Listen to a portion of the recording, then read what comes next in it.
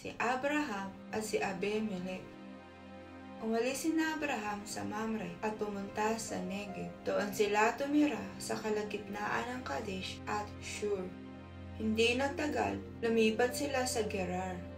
Habang naroon sila, ang pakilala ni Abraham kay Sarah sa mga tao ay kapatid niya ito. Kaya ipinakuha si Sarah ni Haring Abimelech ng Gerar. Isang gabi, nagpakita ang Diyos kay Abimelech sa pamamagitan ng isang panaginip. Sinabi niya, mamamatay ka dahil kinuha mo ang babaeng iyan na may asawa na. Pero dahil hindi pa nagagalaw ni Abimelech si Sarah, sinabi niya, Panginoon, bakit niyo po ako papatayin at ang mga tauhan ko? Wala po akong kasalanan. Sinabi po kasi ni Abraham na kapatid niya si Sarah. At sinabi rin ni Sarah na kapatid niya si Abraham. Inosente po ako at wala akong masamang balak sa pagkuha kay Sarah.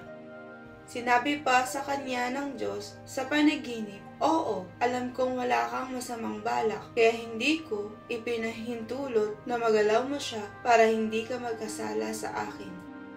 Pero dapat mo siyang ibalik sa asawa niya dahil ang asawa niya ay isang propeta at ipapanalangin ka niya para hindi ka mamatay. Pero kapag hindi mo siya naibalik, binabalaan kita na mamamatay ka pati ang lahat ng tauhan mo. Kinabukasan, maagang ipinatawag ni Abimelech ang lahat ng opisyal niya at sinabi sa kanila ang tungkol sa kanyang panaginip at labis silang natakot.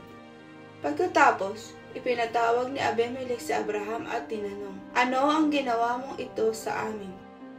Ano ba ang kasalanan ko sa iyo na inilagay mo sa kapahamakan ng buong kaharian ko? Hindi tama ang ginawa mo. Bakit mo ito ginawa? Sumagot si Abraham, Akala ko po, wala ni isa man dito na gumagalang sa Diyos. Kaya naisip ko na baka patayin niyo ako para makuha niyo ang asawa ko. Totoo po na magkapatid kami, pero sa ama lang at hindi sa ina, at napangasawa ko po siya. Nang sinabihan po ako ng Diyos na umalis sa tahanan ng aking ama, sinabi ko kay Sarah na ipakilala niya na magkapatid kami kahit saan kami pumunta. Sa ganito pong paraan, maipapakita niya ang pagmamahal niya sa akin.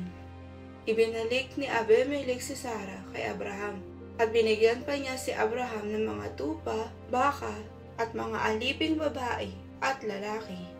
Pagkatapos, sinabi niya kay Abraham, Payag akong patirahin kayo sa aking lupain. Tumira kayo kahit saan ninyo gusto. Sinabi rin niya kay Sarah, Bibigyan ko ang kapatid mo ng 1,000 pirasong pilak bilang katibayan sa lahat ng kasamahan ninyo na hindi kita nagalaw at para hindi sila mag-isip na nakagawa ka ng masama.